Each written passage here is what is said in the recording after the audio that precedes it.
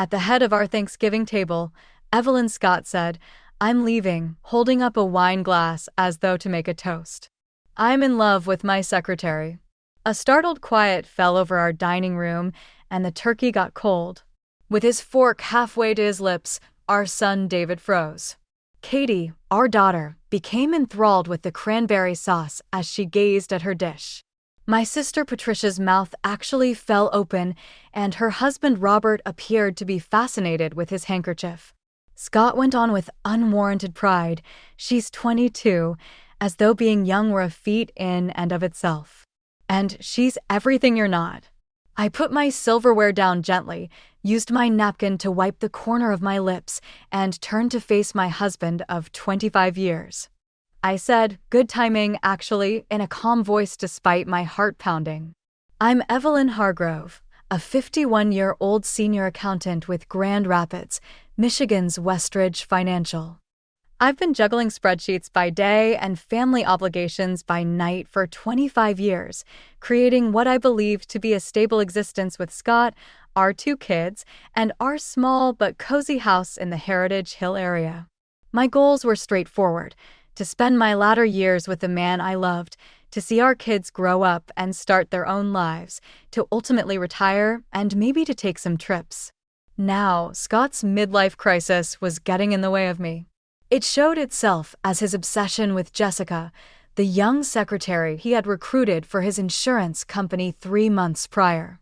The public humiliation, the conscious decision to announce his leaving at our family Thanksgiving meal in front of our kids and relatives, as if daring me to cause a scene, was just as unfair as the betrayal. "We can talk about the specifics later," Scott replied generously as he raised his wine glass. "To new beginnings." His toast was not accompanied by anyone. With tears running down her cheeks, Katie got up and hurried out of the room. David gave his father a disgusted and incredulous look. Quietly, I murmured, "I think you should leave. It's still my house, too." Scott said, sounding arrogant, as if he had already figured out his edge, "I'll pack some things tomorrow." I started to methodically clear plates as our guests clumsily excused themselves, and Scott withdrew to his study with the remnants of the wine bottle. Despite the ruins of my marriage scattered over the dining room, I felt strangely at ease. I saw our answering machine's flashing light when I was loading the dishwasher. I hit play and heard my Uncle Edward's lawyer's voice again. "James Benedict is calling, Evelyn. I have important news about your uncle's property. Give me a call as soon as you can." Uncle Edward, my mother's brother, a lifelong bachelor who'd made a fortune in commercial real estate, had passed away 3 weeks earlier.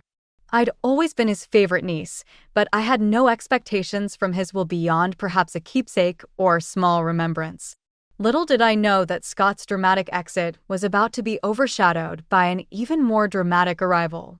Scott and I met during our senior year at Michigan State.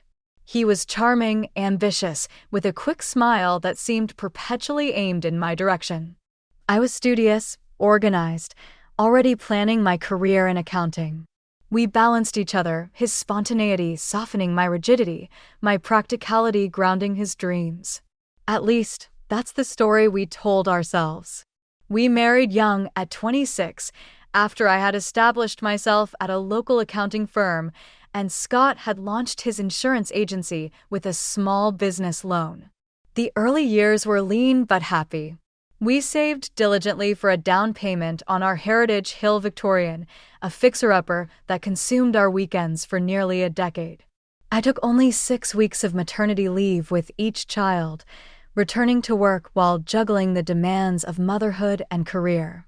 As Scott's business grew, so did his aspirations. The modest office expanded to a prime downtown location.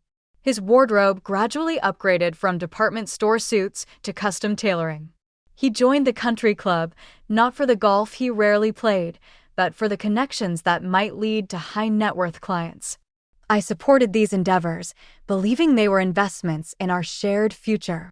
My own career progressed steadily, if unspectacularly.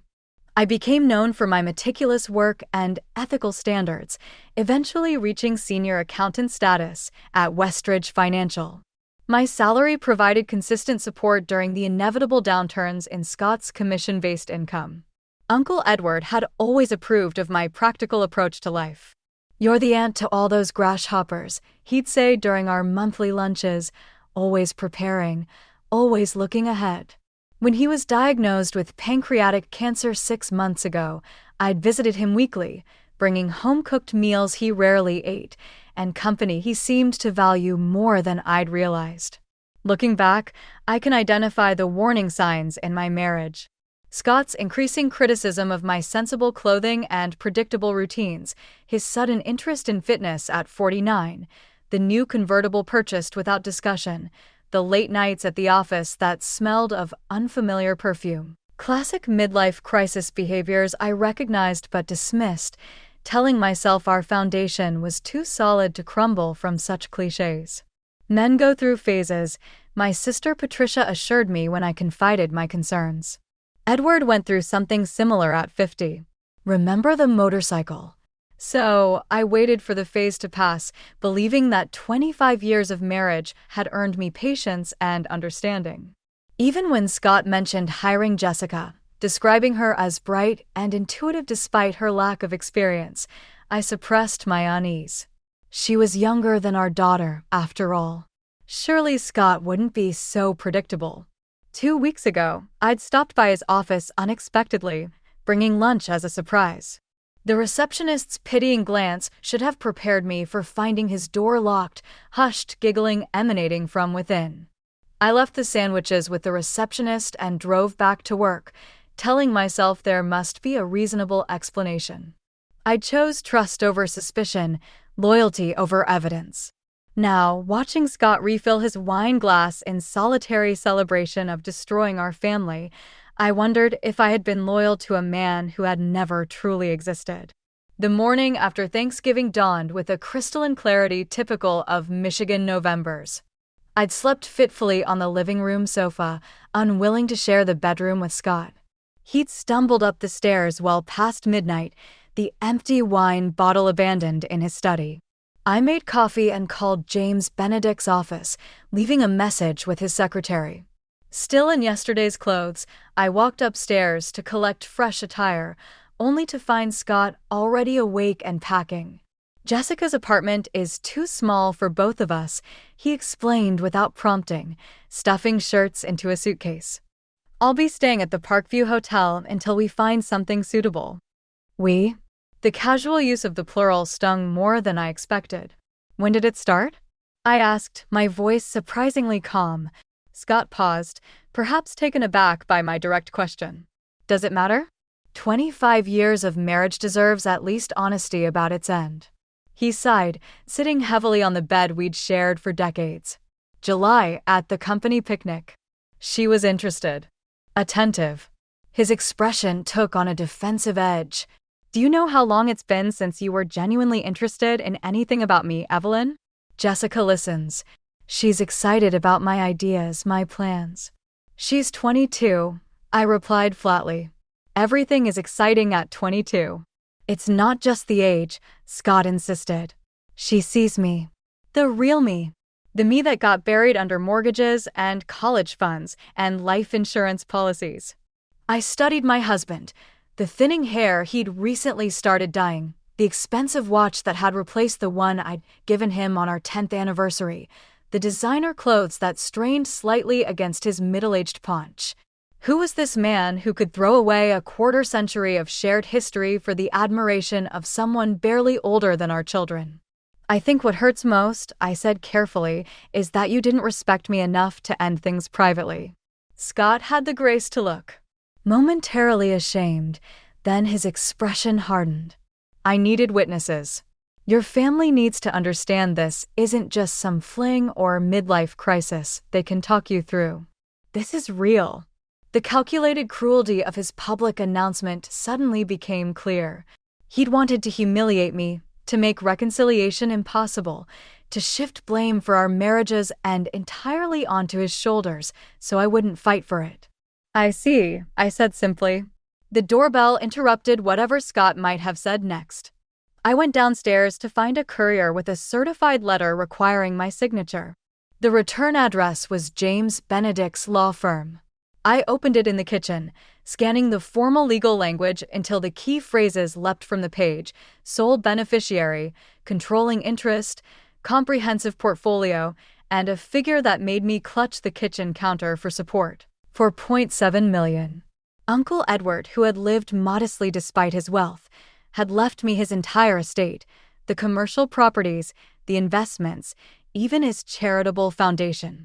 The inheritance was structured as separate property, established after my marriage, explicitly designated as belonging exclusively to me rather than the marital estate. The letter included a handwritten note from Uncle Edward: "Evelyn, I've always admired your loyalty and strength. Life has a way of testing both. Consider this your safety net, whatever comes next."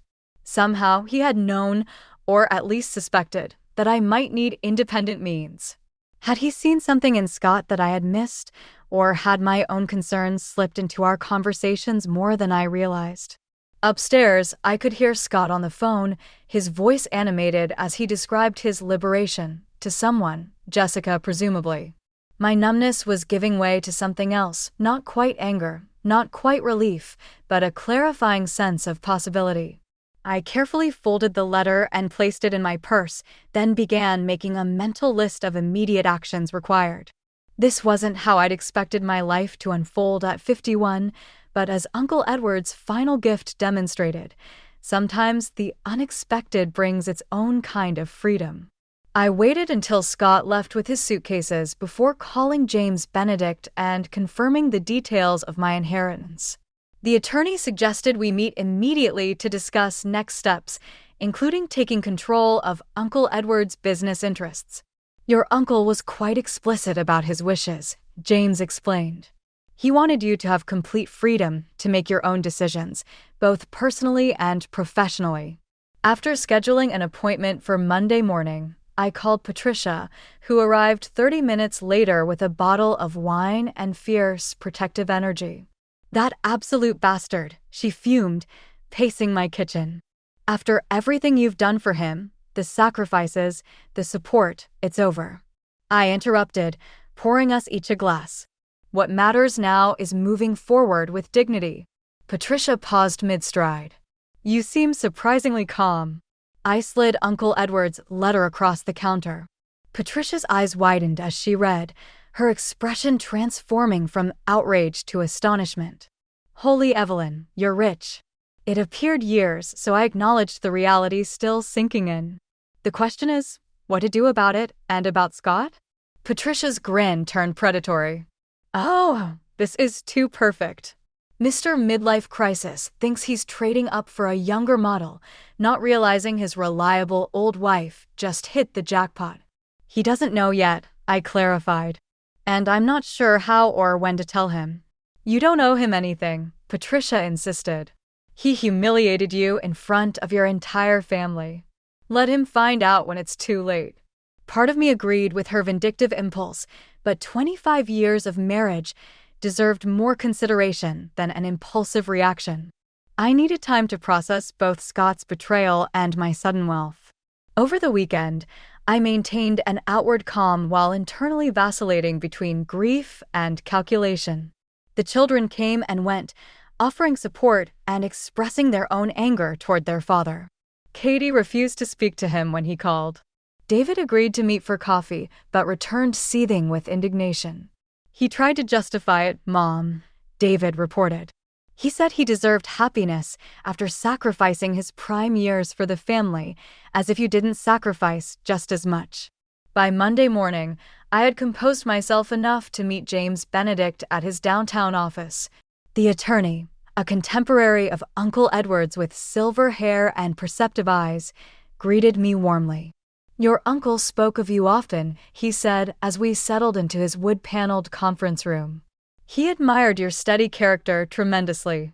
For 2 hours, James outlined the extent of my inheritance: 6 commercial properties in Grand Rapids and surrounding areas, a diverse investment portfolio, controlling interest in a property management company, and stewardship of a charitable foundation supporting educational initiatives.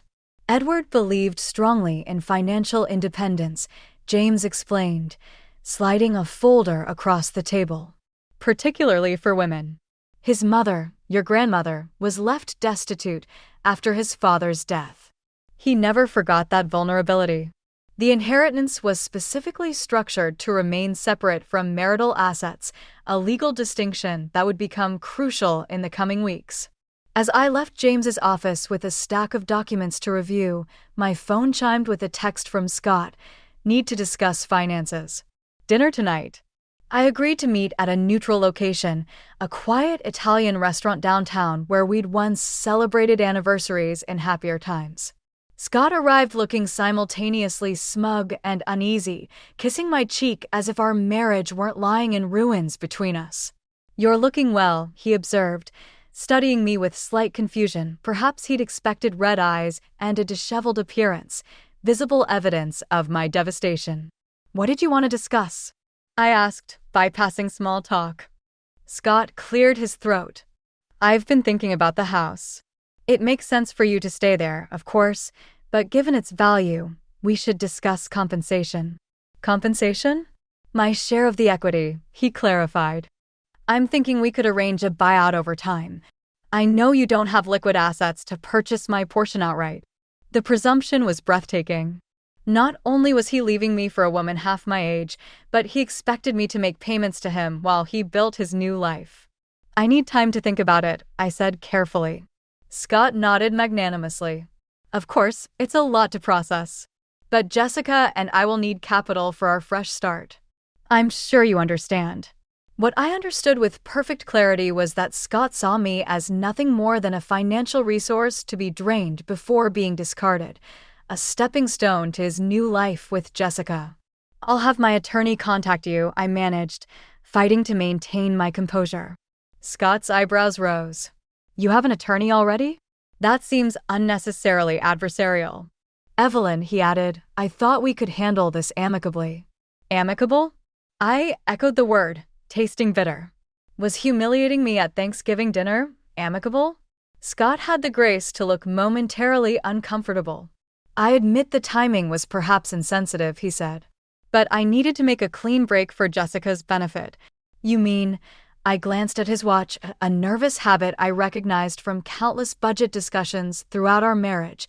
Jessica deserves a fresh start without shadows from my past. She's young, with her whole life ahead of her, and I'm not. I suppose the words emerged more sharply than intended. That's not what I meant. He reached across the table, attempting to take my hand. I withdrew it smoothly. You'll be fine, Evelyn. You've always been resilient. Resilient. The word hung between us, his subtle acknowledgement of how often I'd bent without breaking during our marriage, the financial strains when his business was starting, the years of balancing childcare with full-time work, the emotional labor of maintaining our home and relationships. Always adapting, always accommodating. You're right, I agreed, finally. I am resilient.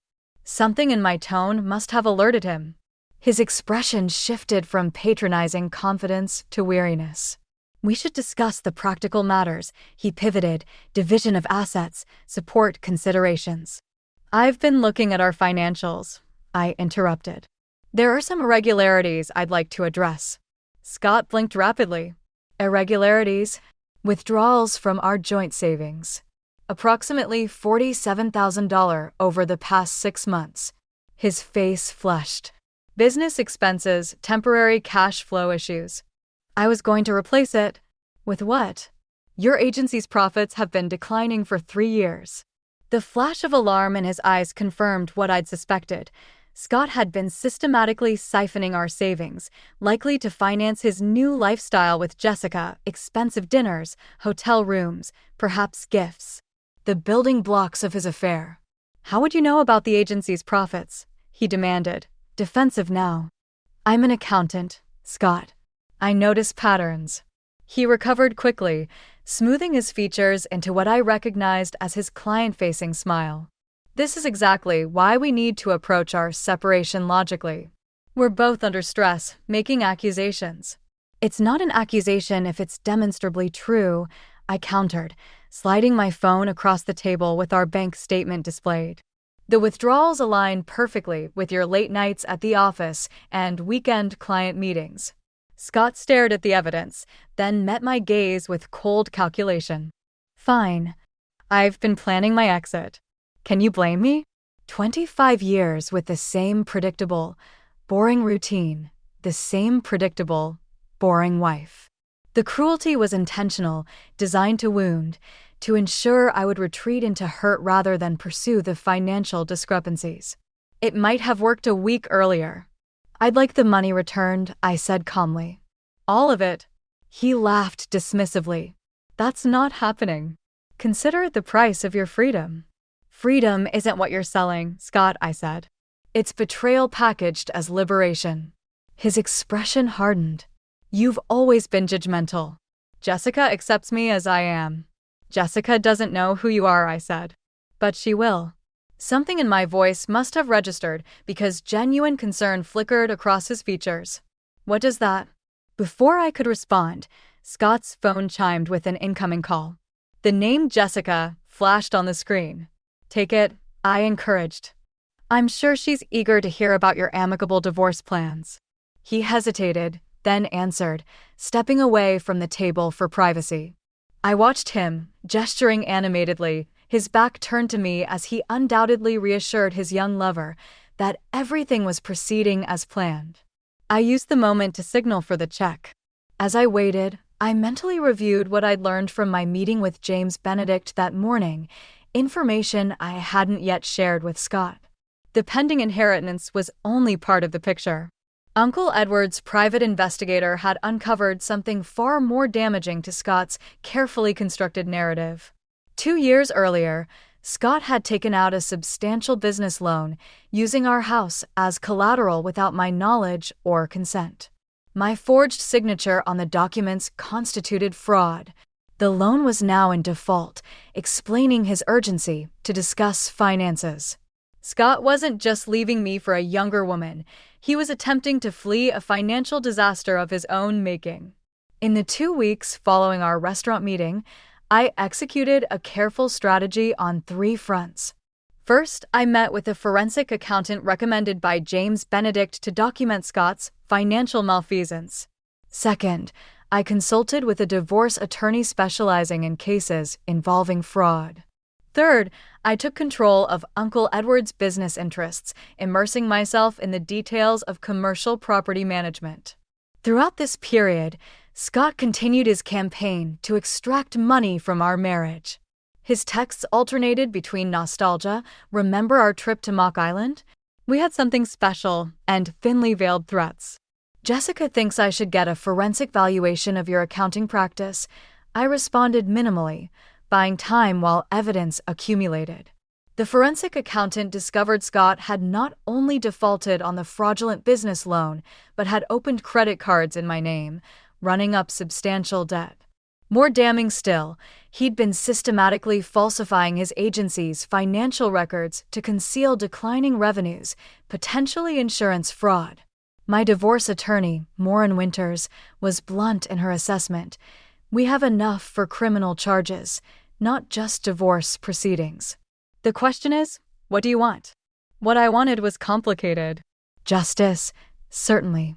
Protection of my assets, absolutely. But revenge? The emotion felt foreign, unproductive. I want a fair resolution that acknowledges the reality of our situation, I told her. And I want it concluded quickly. Maureen nodded approvingly. We'll file immediately, requesting temporary orders to protect your assets. The inheritance simplifies things. With your financial security assured, we can focus on untangling the fraud. The plan was proceeding smoothly until Scott surprised me by bringing Jessica to our house, my house, to collect some personal items. I arrived home from a meeting with Uncle Edward's property manager to find them in our bedroom. Scott was packing cufflinks and watches, while Jessica lounged on our bed, scrolling through her phone. You must be Evelyn, she said without looking up. Scott's told me so much about you. I studied the young woman who had facilitated the destruction of my marriage. Pretty in the expected ways, slim, blonde, with the confidence of someone who hadn't yet encountered significant disappointment. She wore expensive clothes that still had the fresh shine of recent purchase. "Scott's $47,000 walking and talking," I said. "Has he told you about the fraud investigation?" Jessica's head snapped up. Scott emerged from the closet, his expression thunderous.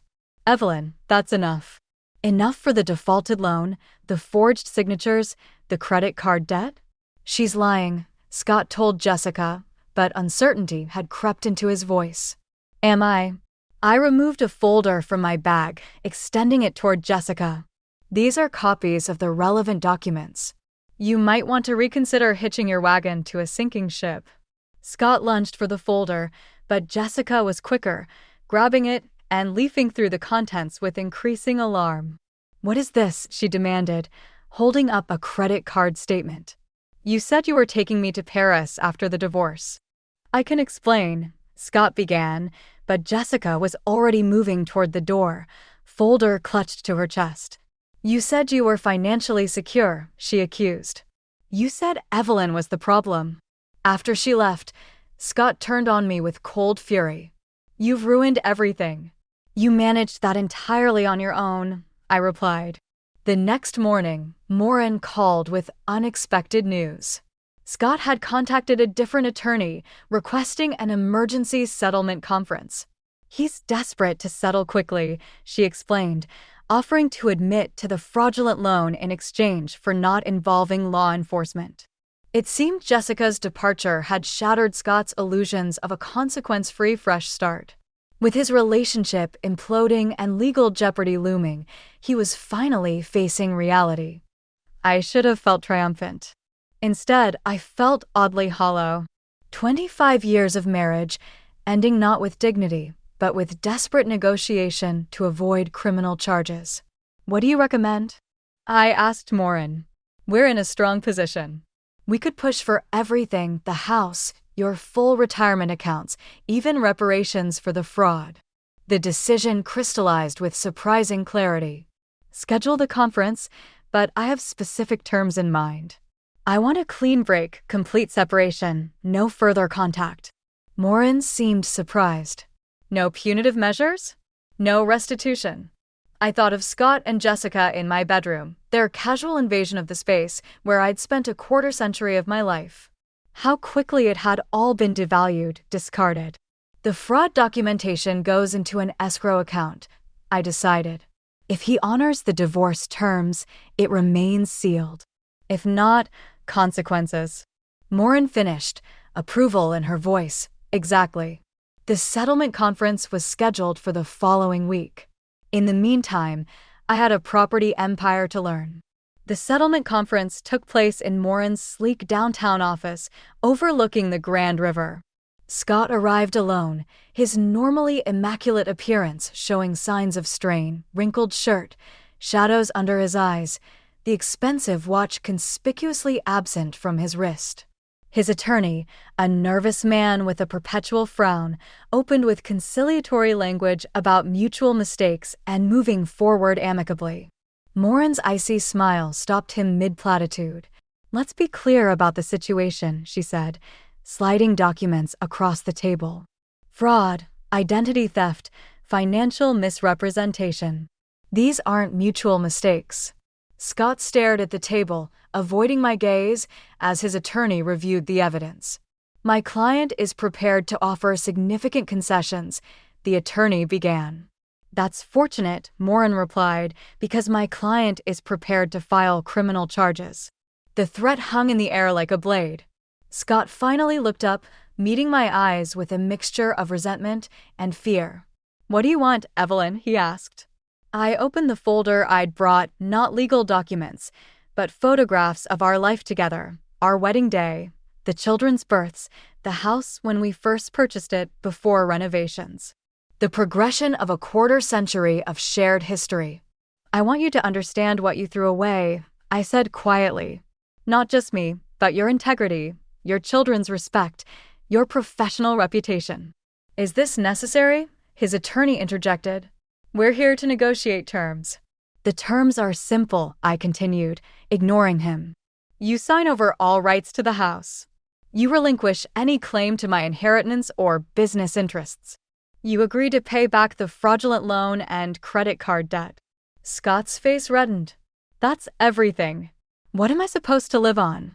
I slid a final document across the table, the deed to a small commercial property on the outskirts of Grand Rapids, recently purchased with a portion of my inheritance. This building houses your insurance agency, I explained. The lease is paid for 5 years. It's your fresh start, Scott. More than you deserve, but less than you expected. His eyes widened as understanding dawned. You own my building now. I own a lot of things now, I replied calmly. Sign the papers. 6 months after the Thanksgiving that ended my marriage, I stood in the lobby of Hargrove Properties, watching workers install the new company signage. The commercial real estate firm I had inherited from Uncle Edward now bore my name, a symbolic reclamation of my identity. Scott had signed the divorce papers that January afternoon, his hand trembling slightly as he accepted the terms. His attempt to craft a triumphant exit from our marriage had instead left him humbled, diminished. Quickly calculating the diminishing rewards of a relationship with a guy on the verge of financial catastrophe, Jessica never came back. The betrayal of their father had been seen differently by our children. Katie remained aloof, consenting to lunches on occasion, but not talking about anything private. Following his initial outburst, David had developed a careful, constrained relationship with his father. Both had quietly taken delight in my handling of the matter. Katie had noted, "You didn't let him destroy you," during a recent meal. Wasn't that what he desired? To shatter you in order to save him the guilt. Maybe she was correct. The casual cruelty and the public statement had been planned to portray me as the abandoned wife, a character that would defend his behavior to our social circle and, more significantly, to himself. Rather, I had come out stronger, richer, and more complete than ever. In my first 6 months of ownership, I added 3 buildings to Uncle Edward's property holdings, making good use of the accounting abilities I had developed over my career. The only thing that connected us was a monthly electronic rent payment from Scott's insurance company, which was still based in my building. I had heard from common contacts that he had tried online dating, but had not been very successful. Younger women lost interest when they learned about his financial limitations, and ladies his own age found his past troubling. My phone rang with a calendar reminder as the installation team completed hanging the sign. I had to meet with James Benedict for dinner to talk about the Educational Foundation's yearly scholarship awards. This year, with an emphasis on women seeking business and financial education, I increased the number of winners. Grand Rapids had turned from winter drab to vivid green by springtime.